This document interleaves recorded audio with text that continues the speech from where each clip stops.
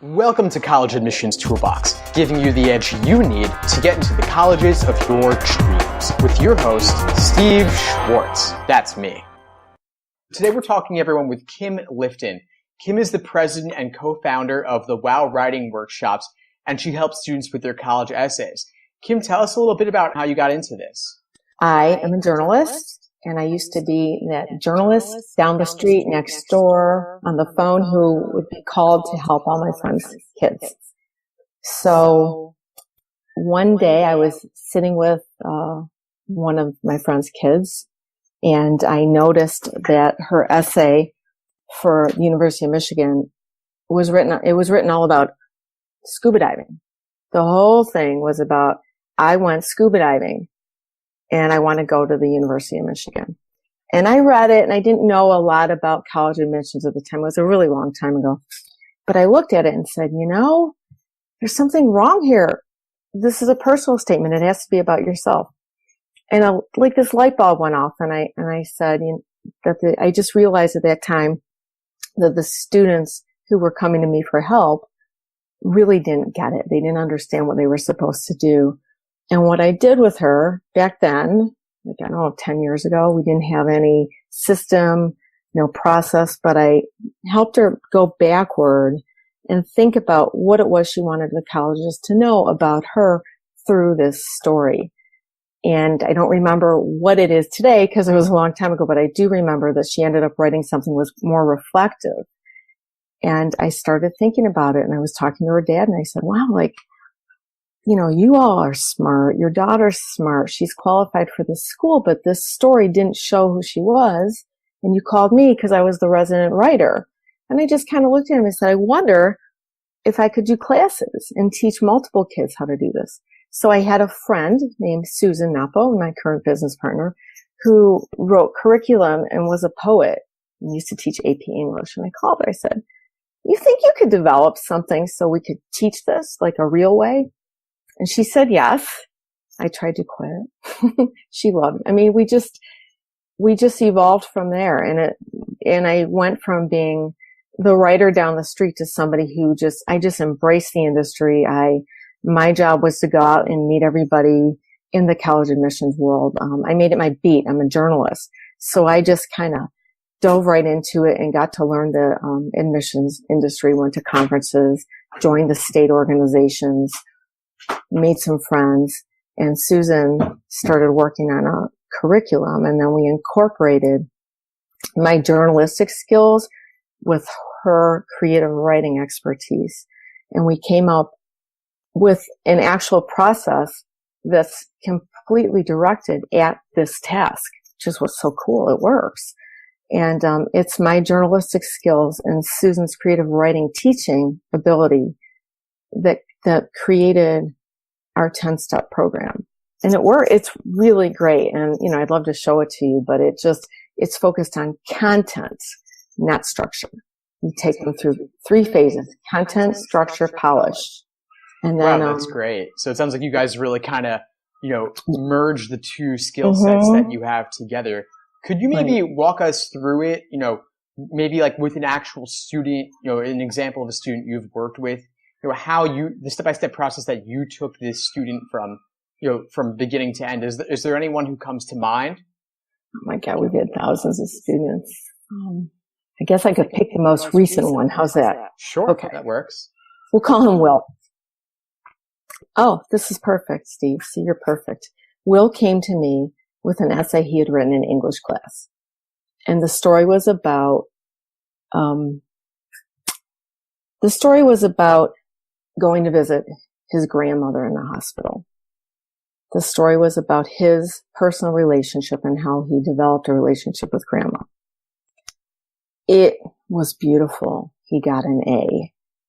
But it was all about visiting grandma, and it didn't talk about what was important about that and what he had learned.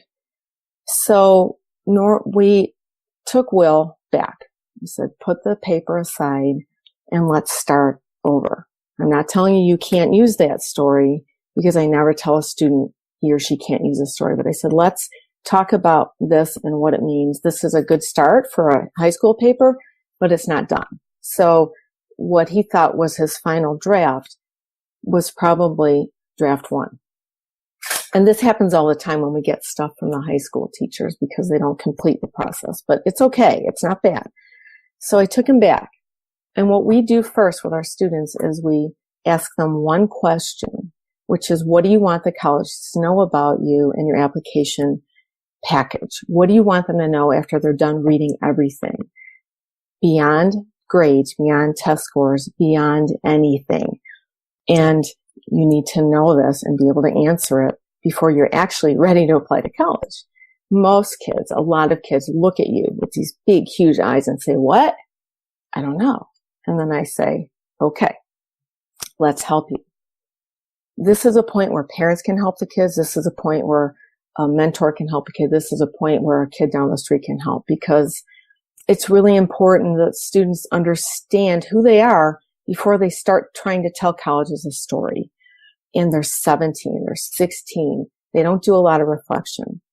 And why would they? They're kids. They're thinking about their future. So what we do in the beginning is we try to take them to that place so that they'll be able to move forward and tell their stories. So that's what we did with Will. Will, what is it that you want them to know about you? And he had to think it about a lot. At this point, I stopped working with him. I told him to go home and talk to his mother or his father or his brother and really talk about it. Ask them what they think about him. And you think characteristics, not accomplishments, not failures, not all the buzzwords that you see in the admissions world. Just what are your traits? What are your characteristics? He came up with several. They were all good.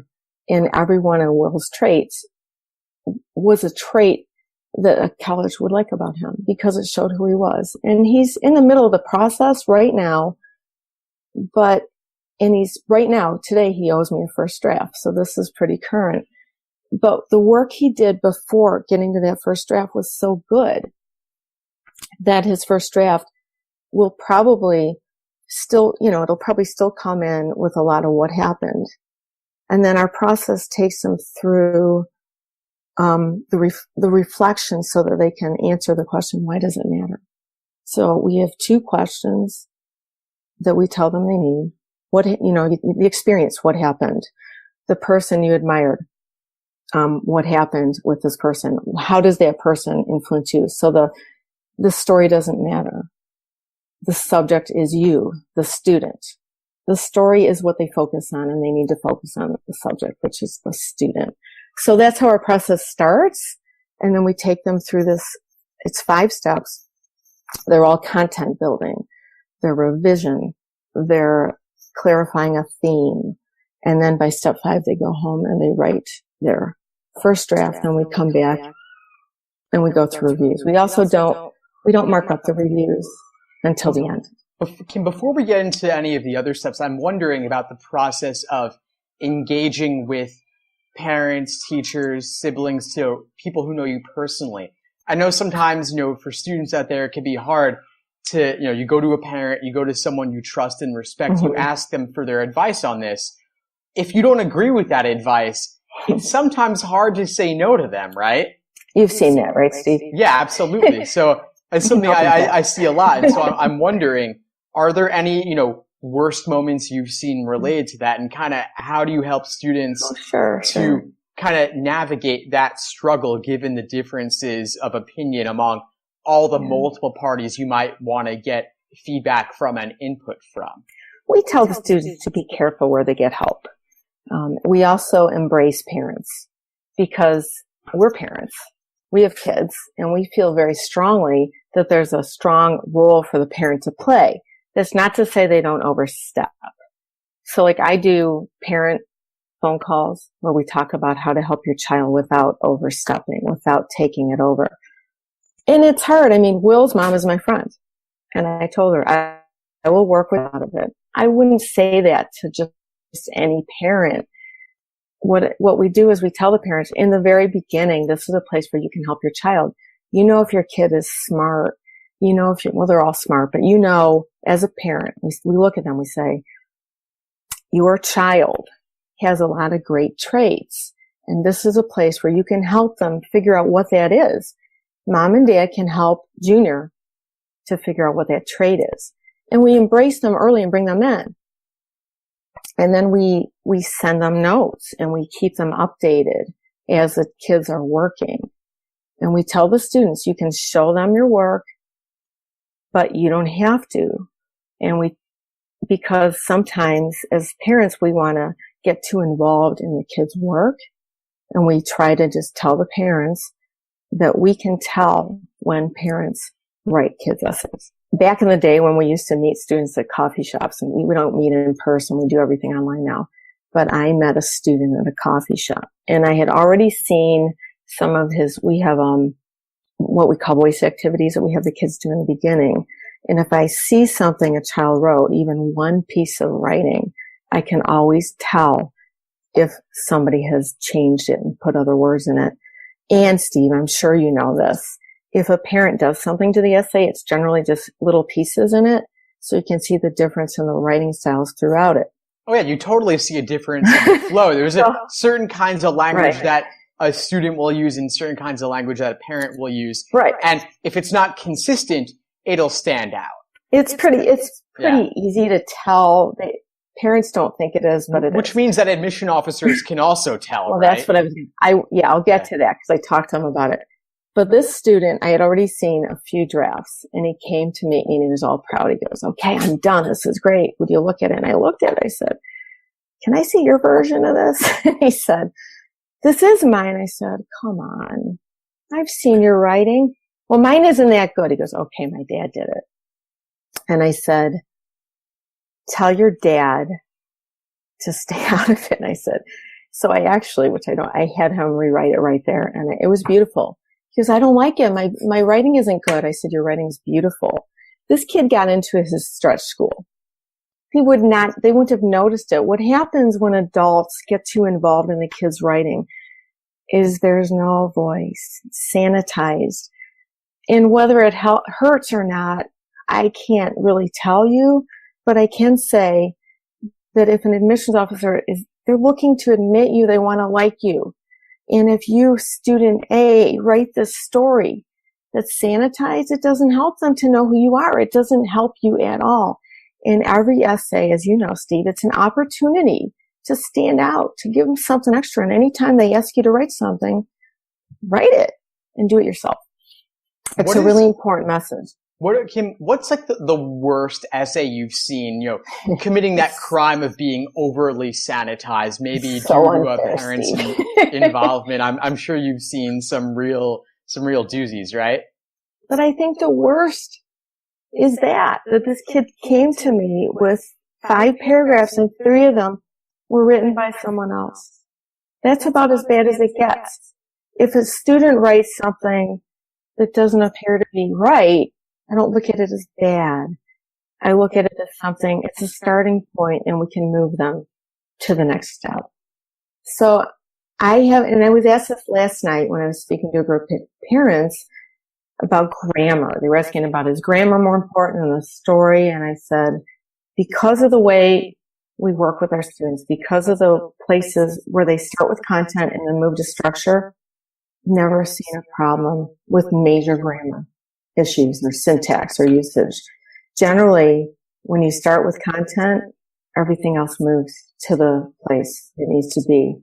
And we work with them. If we see a bunch of spelling errors along the way, we point it out in a different document. And we give them a few examples and say, go back in and look for these patterns. We don't fix it.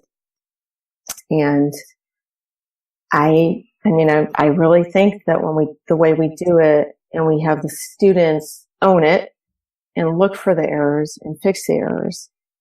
And then in the end, it's pretty good, written in the student's voice. And I've never seen these stories people talk about, the admissions officers talk about how everything starts to sound the same. I've never seen 2 stories that sound the same because every student has a strong voice and no one can take that away. And if you follow a process, if you follow when we work with our kids and they follow our process, their stories emerge and they're just gorgeous. They're just beautiful. And I love it when I see that story emerge. I'm sure you do too. It feels so great. I mean, personally, when any of our coaches work with these kids and, they'll have one that just is so spectacular, and we just get so excited every single time. And the students who come to us and say they can't write, sometimes we get the best stuff because, Steve, if the kid is applying to Harvard, there's going to be a different kind of a story. But the personal statement, and we tell them all this, the personal statement, the Common App, the UC-Berkeley, the Applied Texas, the statement, it's really not, it's not an academic assignment. It's a way for them to know you so they can see, can you write? Will you fit in? Do we want to know more about you? You're going to like it here? So it's a way for them to know you. It replaces that interview. And they read them. Now, you asked me something about the admissions officers, if they can tell. Yes, of course they can. And every time I go to the national conferences, and I'll ask like 20 admissions officers, can you tell? And they'll all give me little cues as to how they can tell. And a lot of times they say, we just know it, because my voice of a 50-plus some woman, see, I've just given that away, is so different probably from your voice in your 20s from someone who's in high school. There's a huge difference in the 16, 17-year-old writing and the college kid. And you can see the evolution. Yeah, no, for sure. By the way, just to correct the record, I know I look a little bit young and we're doing this over a video chat, but I'm actually 30. Recently turned 30. Right. Not quite in my 20s anymore, but I've made it to the big 3-0. But yeah, absolutely. There's a huge difference in how a teenager writes versus a 20 or 30 something versus someone who's, 50 something. And, life experience affects writing style. Right. And everyone can tell. And it is so rewarding when you see someone have that strong voice emerge in the essay and really let that personality shine through. So it's like, wow, I've never met this person before. They might be halfway around the world or halfway across the country. Right. But, obviously, GPA and standardized test scores are just numbers. There's nothing human about that, really. The list of activities is, practically out in, drop-down forms. That's not too human either. But then the essay, in just 650 words or less, you can communicate so much. And I'm really wondering, Kim, could you take us to the moment in time of a specific student you've worked with where, maybe at first they felt like they didn't really have the ability to show who they were in the written word, but then you kind of took them step by step to that light bulb moment where they were able to have that strong voice emerge in the end to get the admission officers to really like them and know them? I do. This is good. I have another story about recognizing. If you hold on to it and ask me again, and I'll tell you about the voice and how they know. Sure. Okay. All right. This was one of my earliest. It still stands out, this story. I was working with I love these kids, with a student who had written essays and sent them in for review. I think there were 3 or 4 of them. It was for the University of Michigan. I remember this.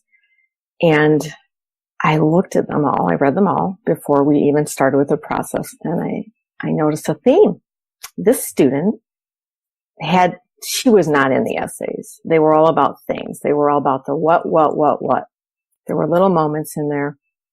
And I noticed that she kept quoting Dr. Seuss. And at the time, one of the questions was about a book. Was there a book that influenced you? I don't think it's on there anymore, but somewhere in the world of applications, somebody might be writing about a book. And even if you write about a book, it has to be about you. So I noticed this, and her parents, this answers all your questions. This girl's parents, her father was so involved. It was really hard. And I remember whatever she wanted to write, he just poo-pooed it, told her to write about this, to write about that. And so I believe to this day that what was missing was this kid's ability to do it, on her own, because everything was sanitized and there was no voice. So the mom called me because she said, there's something missing. My daughter, Hillary, she's missing. So that was good. And she asked me to work with her. After I read them, I said, and I asked Hillary, I said, hey, Hillary, tell me about Dr. Seuss. Kind of took one step, forward. I just said, tell me about it. You quote him a lot. She goes, love Dr. Seuss. And I remember for my bat mitzvah, I got this book. And it was all the places we go. And she started talking about this book and that book and all these Dr. Seuss books. And, I said, do you bring the books with you? And, she probably carried one in her backpack. I mean, there was so much about Dr. Seuss. So then I asked her the standard question, which we've always asked this. And I have to tell you, and before the Common App put it on the Common App, we always ask, what do you want them to know about you? I still believe, Steve, that I told the guys when they were writing it, I said, the only question you need to ask is, what do you want us to know about you beyond your grades, test scores, and other things? And there it came up the question they need to ask is on the Common App. And if all the kids would read the Common App and see that, it would be a lot easier. Meanwhile, I asked Hillary this question and we started talking about what she wanted them to know. And she wanted them to know that she really liked to read and to learn, and that she was she was inspired by quotes in this book, and she was just, she really wanted to learn and she loved learning. That was Hillary's thing. And so she first wrote about a book that was geared toward kids who had body image issues. And I also asked her why she chose that book, and she said that she chose the book because her mother told her to. This was not a child who had body image issues. She was completely okay with herself. She didn't look in the mirror and see anything but a beautiful, smart girl. And so she changed it and wrote about all the places we'll go because it inspired her, because she thought a lot, was a deep, deep thinker. And I can't remember what the story was today because it was a long, long, long time ago. But I always remember that her story was about how this book changed the way she thought. And it had nothing to do with the book her mother told her to write about with a body image. So there's two lessons here. One is be true to yourself and be confident that you're going to have whatever your idea is. It's okay. Whatever these kids want to write about, it's okay. We can brainstorm and we can find something in there. You have an injury, you're off the team, you missed the winning goal, whatever it is. If that's what the kids tell us they want to write about, we just start there. We don't tell them no. So we help build confidence. We always say we're part social worker, part writing teacher. We hear a lot, Steve. We hear a lot of stories. And it's great. This helps the student. I hope we started this to help kids master a test because there was a need, and there is a need. But now that we've been doing it for a while, we look at it as if these students applying to college today can look at this as a gift, as an opportunity, because what they're learning is they're learning how to express themselves, how to communicate. They're learning who they are, and they're young. So it'll help them to move forward and figure out what they want to do with the rest of their lives when it's time to actually do that. And I find that they get excited, and the kids, Hillary loves to write now. She was always a good writer. She didn't feel confident. And something happened in that moment where she felt confident. And I do remember that she went back to school and wrote a paper, and the teacher called the mom and accused her of plagiarism because she said her writing was so much better. And I don't really know how to say that so it doesn't sound bad, because she wrote her paper on her own, but she learned something about herself, and she was so much more confident as a writer. She was always a good writer, but she didn't feel confident. So she used more details, and she just did a better job. And I took it as a compliment because she learned something so significant in that moment when we were talking about Dr. Seuss. So I think somewhere in there, that's the answer to your question. Oh, no, that is wonderful. So many powerful nuggets there, Kim. I don't even know where to begin. Definitely, recognizing, the quotes, the Dr. Seuss quotes, that idea, kept coming up. Maybe the body image topic is not what you're really passionate about, not what someone else is telling you to do. And that comes across in your writing. If you don't really care that much about your topic because someone else just gave it to you, right, it's not going to come across to the same extent as when you've chosen your topic. The details, the level of clarity, the imagery will really shine through. They'll see that strong voice inside you, and they'll want you at their school because they're going to like you. Oh my God. And the admissions officer, they knew someone in admissions, said this is like the best. Oh yeah, there you go. So, I think the moral of the story is like trust your gut. And if she had wanted to write about that other book, it would have been okay if there were a story about her and something she learned. But there wasn't. Because it's not about the book, it's about you. Right. At the end of the day. Well, you and I know that. Yeah. So that's challenging, is teaching them that it's hard for students to put themselves in the writing. They haven't had a lot of it. And in school, and you went to school, we all went to school. When I went to school, we didn't have all this structure. I don't remember it this way. But today, teachers teach writing completely different from the way we do. We focus on content. We believe, and it works for anything, that whatever you're writing, if you get your content first, if you're, as a journalist, you get your story, right?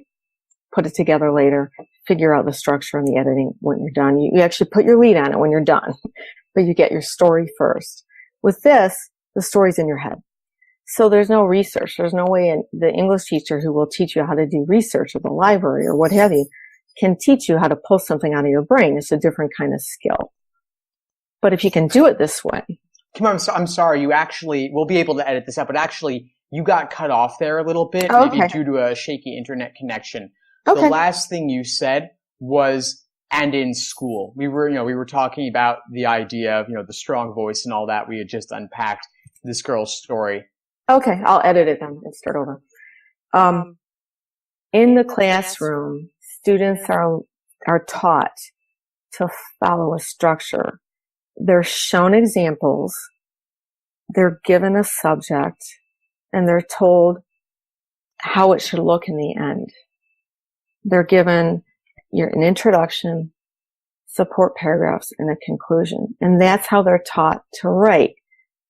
So what we're asking them to do, and what anybody should be asking them to do for this, that doesn't work for the college essay. It never does. Admissions officers will say, maybe sometimes they say negative things about that. I love English teachers, and they're teaching what they're teaching. It's all fine, but this is different. And so what we tell them is that there's no structure to this. And a lot of times the kids write that way. I'm sure you see it, where they have an introduction and then they have a conclusion. And you don't need that. That's wasted words. Yeah, of course. That's not going to work in such a short jam-packed essay. But that's why this is hard for them, because we're taking them away. And my daughter had a tutor.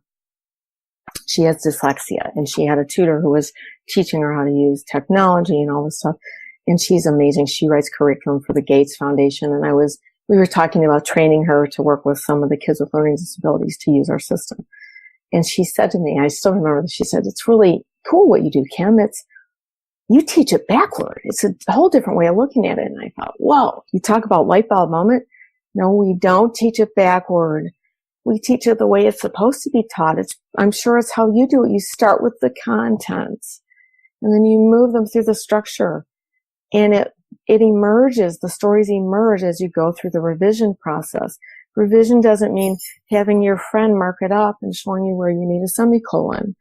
Revision is content. And the structure is the very last thing, the polish.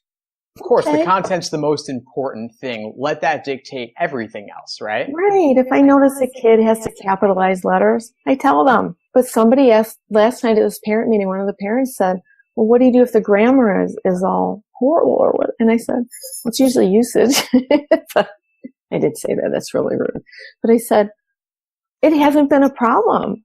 And we have kids with learning disabilities, and we have all these kids. But when they write in their own voice, when they write the way they talk, if they write in short sentences, then that's how they write. It's not such a big deal, of course. That's just not what this is about. As long as you meet a certain standard, it's not the most important thing to be worrying about. And nobody's super impressed by a semicolon. Don't throw it in if it doesn't fit, right? You're right. It's not about that. It's about the story. And what I'm saying is I think these students, by the time they get to this level, they have a basic understanding of punctuation. So it hasn't been a huge problem. And when it is a problem, it's usually because there's a learning disability. And then we work with the person we need to so that the student can do it properly. Yeah, 100%. So it just hasn't been an issue. Yeah. Anyway, if you want me to tell you the other story. Yeah, go ahead, please. I love this. My daughter will kill me. But I have a 17-year-old who is applying to college right now. And I'm going through it for the first time with her. And my poor child, I spent a lot of time talking to her about what she wants them to know. And I think she's done with me, Steve. But it's been really fabulous being able to just talk to her about this and to see the evolution in my own child. And we'll see how it goes. I think Susan will be her writing coach, but it's kind of interesting. But when Sarah was 14, we used to speak a lot into the Detroit area because this is where we are. And I would have these groups of kids and parents, and I would always try to explain to them why they shouldn't be writing or telling their students, their kids, what words to use. And my example was that I'm a ghostwriter. I write, my background was a journalist, and I would write for professionals who wanted to get published. I wrote their blogs, I wrote their chapters to books, whatever. And because I know how to write in someone else's voice, I'm the only one in the room here who can actually do it. And I used to say that. And it was funny. They all laughed. And then one day Sarah was with me at this presentation, and we got home and she had a little assignment to do for English class. And it was really short. She had to write like 75 words about something, describing something. So I said to her, hey, you go write it, and then I'm going to write a version as if I were you. I want to see if I can do this. Oh my God. It was horrible. I sounded like a grown woman trying to sound like a teenager. I didn't know what words to use. It was so different. And I have to tell you, the next time I spoke, I shared the story and said, I can't write in your kid's voice, and I'm a professional ghostwriter, so why would you even bother? And it was so apparent.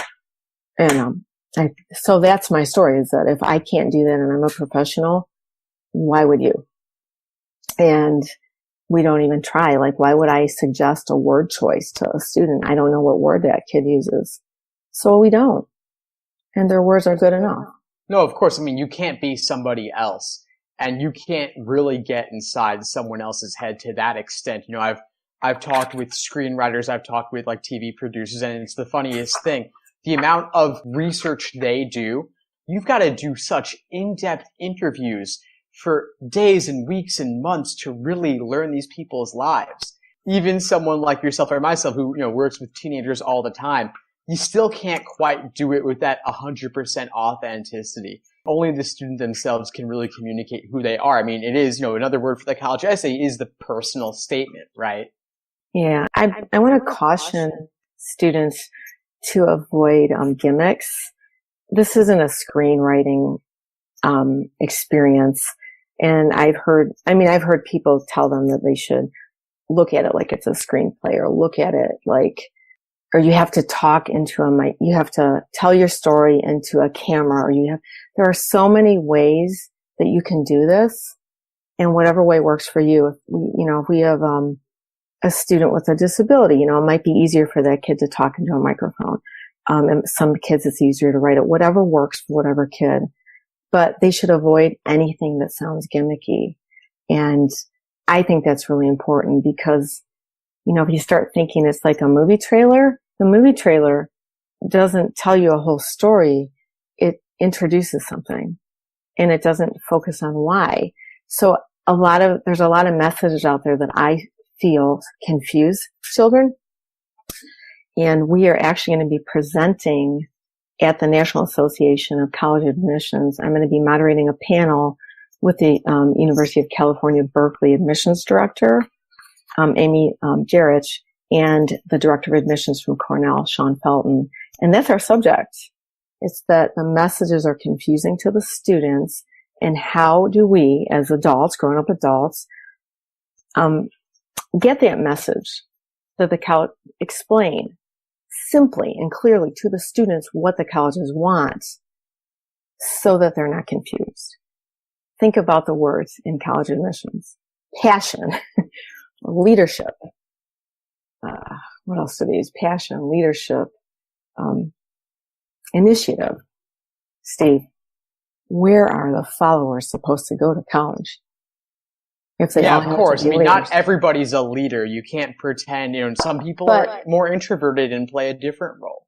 But it confuses the students. So that's why we tell them avoid gimmicks, and we're going to we're speaking to a group of high school counselors, a mixed group of counselors, independent consultants, and hoping that there'll be some college admissions people.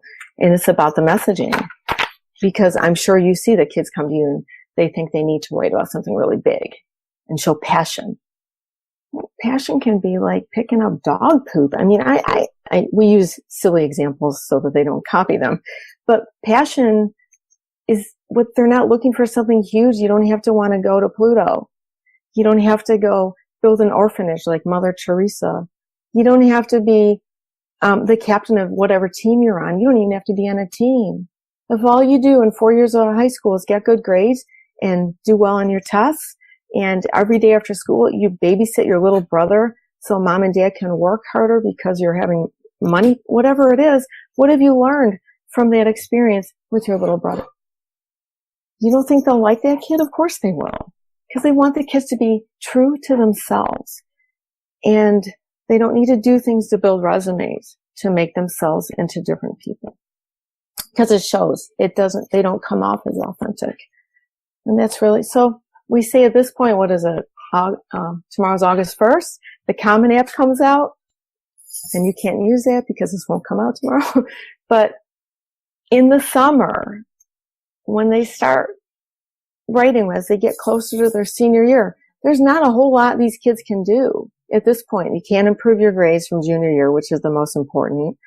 You can't start planning to take a bunch of different classes from when you were a freshman. And the odds are that if you got a 29 on your ACT 4 times, it's going to stay there.